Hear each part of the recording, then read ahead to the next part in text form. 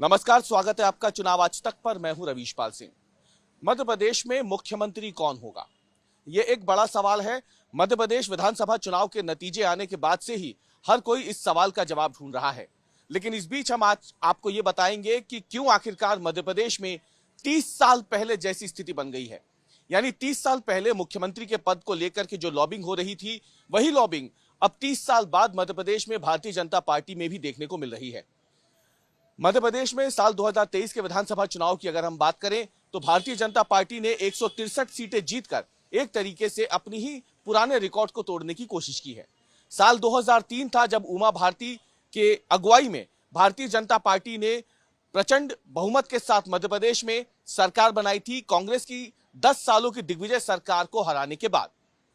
लेकिन तब से लेकर अब तक भारतीय जनता पार्टी में मुख्यमंत्री के चेहरे को लेकर के इतनी जद्दोजहद नहीं हुई जितनी अब हो रही है।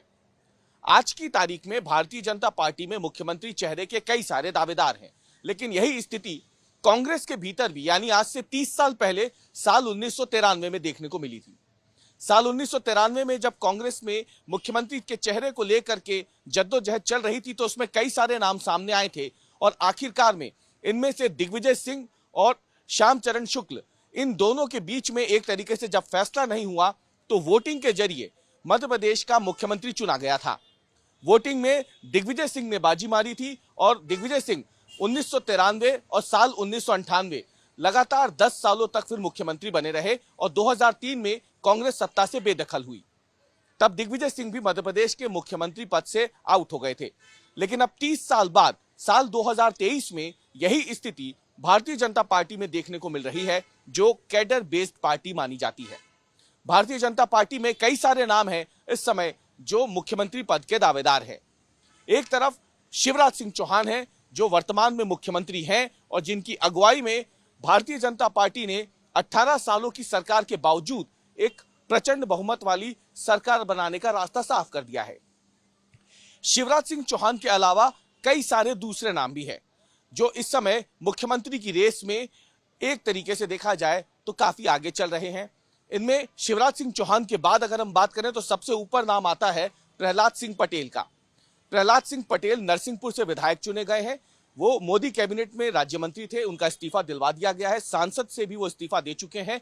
वर्तमान में वो विधायक हैं और उन्होंने विधानसभा का सदस्य बनने की जो कागजी औपचारिकताएं थी वो पूरी कर ली है।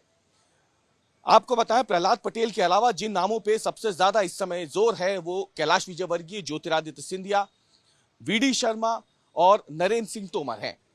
इन सभी के नामों पर शिवराज सिंह चौहान के बाद जबरदस्त तरीके से चर्चा चल रही है कि अगर शिवराज सिंह चौहान मुख्यमंत्री नहीं होंगे तो क्या इनमें से ही मध्य प्रदेश का कोई अगला मुख्यमंत्री बनेगा, क्योंकि इनके इस्तीफे दिलवा दिए गए हैं। अब जाहिर सी बात है, नरेंद्र सिंह तोमर और प्रहलाद पटेल, अगर इनसे मंत्री पद का इस्तीफा दिलवाया गया है संसद में तो जाहिर सी बात है मध्य प्रदेश में भी इन्हें सिर्फ विधायक बना के तो भाजपा नहीं रखेगी।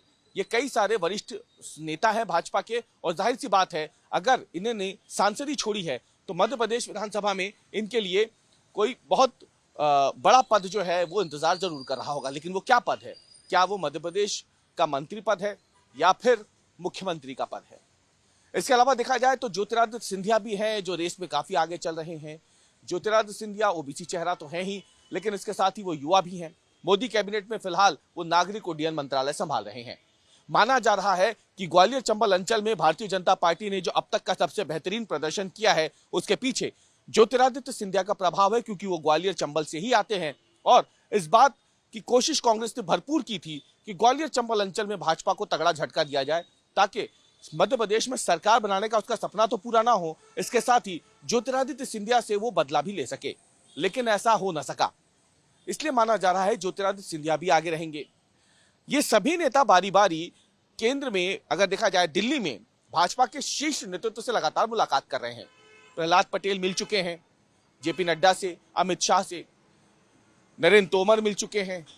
इसके अलावा अगर देखा जाए तो फिर वीडी शर्मा जो है वो मुलाकात कर चुके हैं।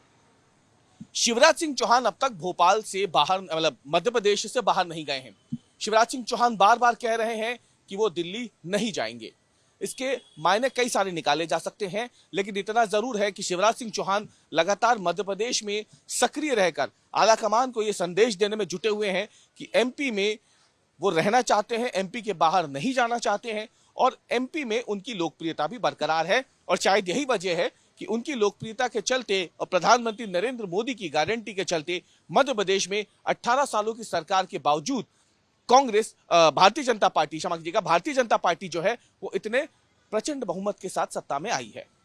कुल मिलाकर के देखा जाए तो कई सारे नामों पे फिलहाल आलाकमान विचार कर रहा है।